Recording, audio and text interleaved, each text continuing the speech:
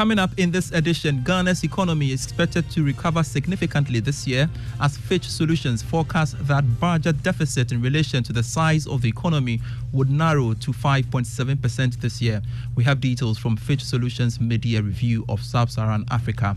And Bank of Ghana blames delay in submitting financial statement to Parliament on works by external auditors as it seeks reprieve to submit the report on a later date due to the impact of the domestic debt exchange program. Also in this bulletin, traders attribute high cost of imported items as captured in June inflation report to recent tax measures and challenges with the cedi. These and more shortly.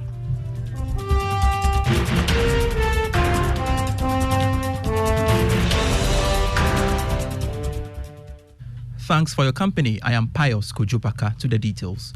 Ghana's fiscal economy is expected to recover significantly this year as the budget deficit in relation to the size of the economy would narrow to 5.7% this year. That's according to Fitch Solutions' latest media review of Sub-Saharan Africa. This means the outlook of the economy appears promising. There is more in this Business Desk report.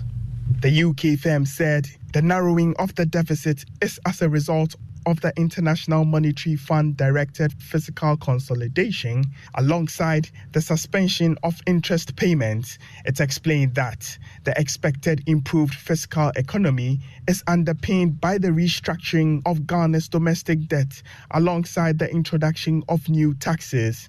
According to the Bank of Ghana's May 2023 Monetary Policy Report, interest payments declined by 44.2% year-on-year in the first quarter of this year. But this was due to the freeze on external debt service payments since December last year. On key developments in Sub-Saharan Africa, Fitch Solutions said there had been a rise in debt service payments across key markets in the region. In conclusion, it said governments across the region are locked out of the international debt market and are facing increasing costs, especially if they are turning to more costly domestic capital markets.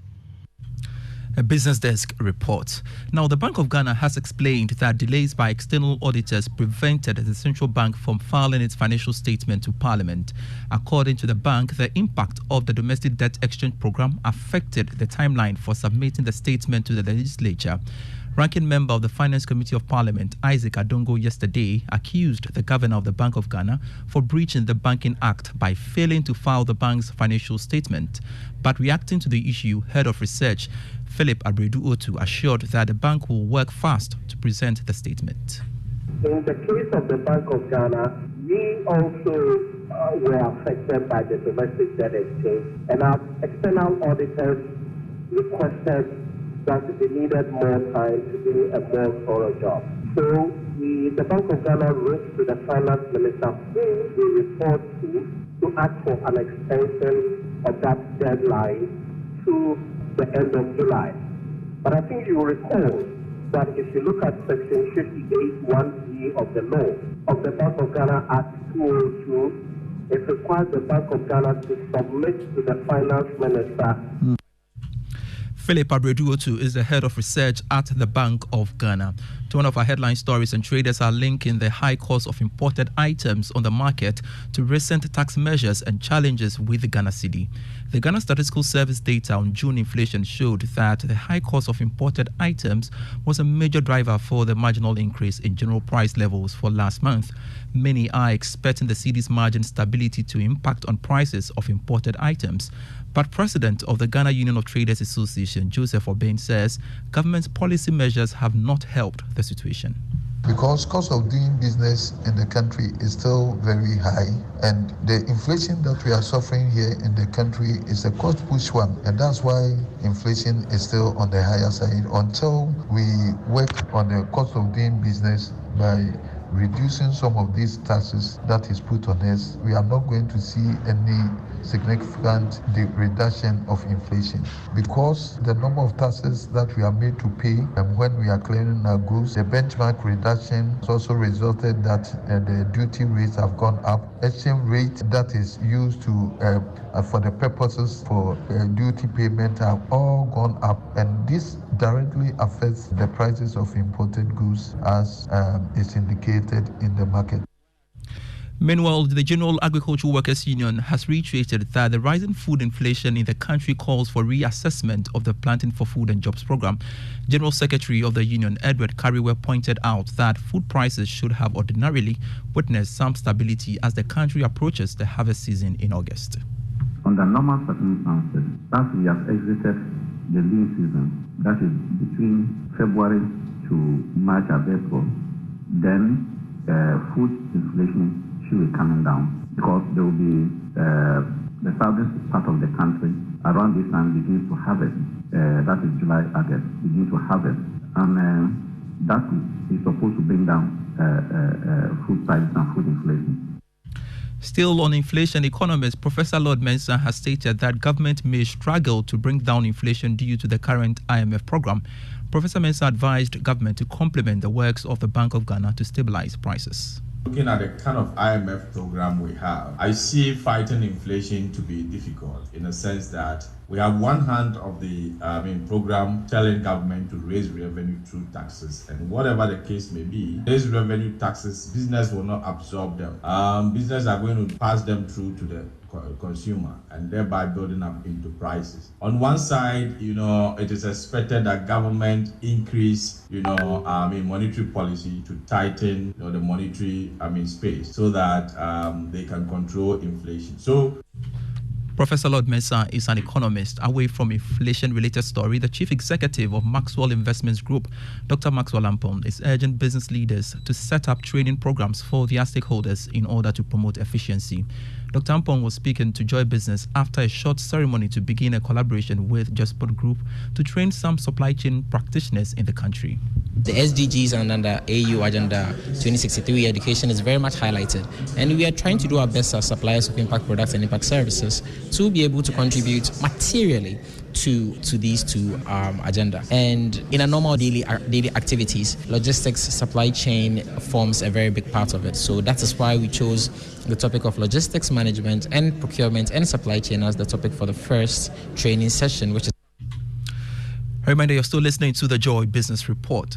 Today on the food chain, we take a look at rice production in the Ashanti region, but a spotlight on Nkawie Kuma in the wake of the hikes in food prices. Prince Apia traveled to the community and now reports. According to available statistics, 950,000 tons of rice were imported into the country as of 2020. This means that millions of dollars are being injected into other economies at the expense of ours. Audu Mahmood is a rice farmer at Nkawie Kuma in the Ashanti region. He is fond of reusing his rice seeds for cultivation, which is affecting his output, but has no option. Nipa emfa omo mwaye menu nti ko ba na sa anso a echese de be ya ansa boto apiti.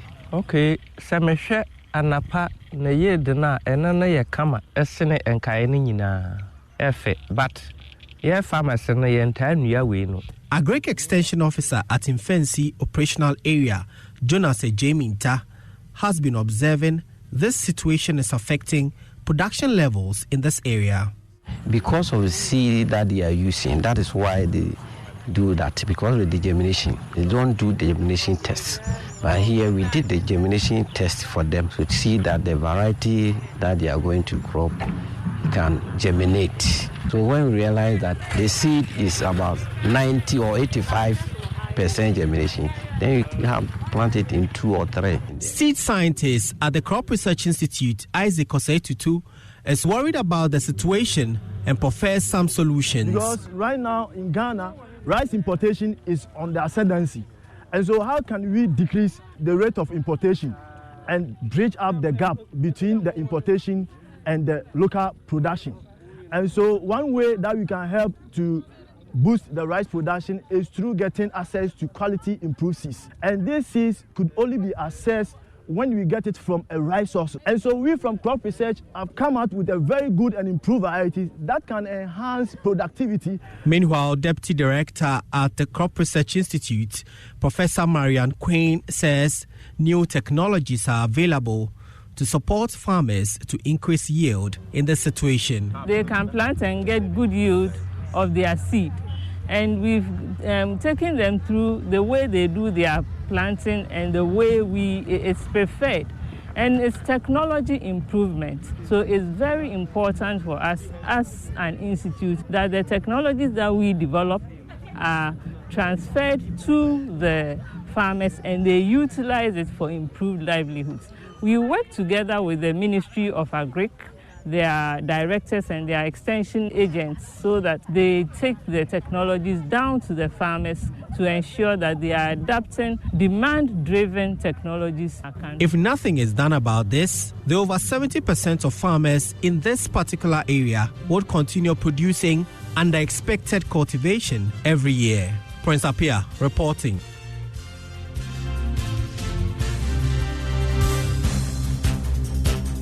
On that food chain note, we end the Joy Business Report. Does your existing salary account give you more? Is your salary in the right account? Worry no more. The EcoBank salary account is here to help you. Open an EcoBank salary account today and enjoy free life insurance, which covers temporary and permanent total disability, critical illness, hospitalization, retrenchment, and death. With the EcoBank salary account, you have the ability to save as you spend, free debit card, access to loans, and more. The best part is that you stand the chance to double your salary in the EcoBank Double Salary Promo Reloaded from now till end of July. So open an EcoBank salary account today by visiting an EcoBank branch or ecobank.com to open an account online for amazing benefits. Please beware of scammers who may contact you on this offer. Always visit an EcoBank branch or call EcoBank toll free on 0800 003 225 for further details on the EcoBank salary account and the EcoBank Double Salary Promotion Reloaded. Terms and conditions apply. EcoBank, the Pan-African Bank. I am Pius Kujubaka. Thanks for listening. Ignition is next. Do enjoy.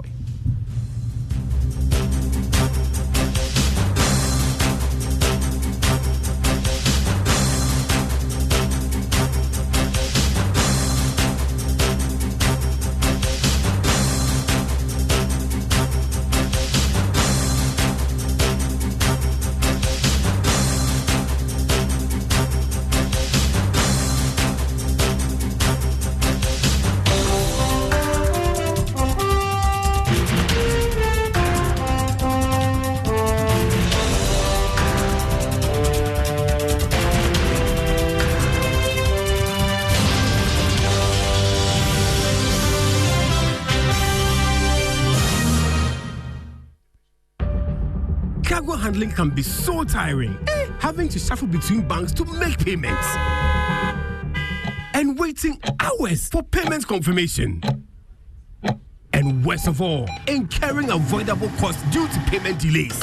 Chalet. But with EcoBank, making cargo payment has become super convenient through their digital self-service and in-branch channels. Sail smoothly with EcoBank and experience our one-stop payment solutions for all your cargo-related payments. Pay your customs duties and all levies, terminal handling and shipping line fees, and enjoy smart financing solutions to support your cargo handling operations. Contact us on 0800 003 225 or walk into the nearest EcoBank branch to find out more. EcoBank, the Pan-African Bank.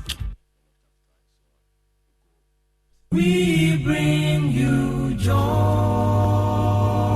on the airwaves.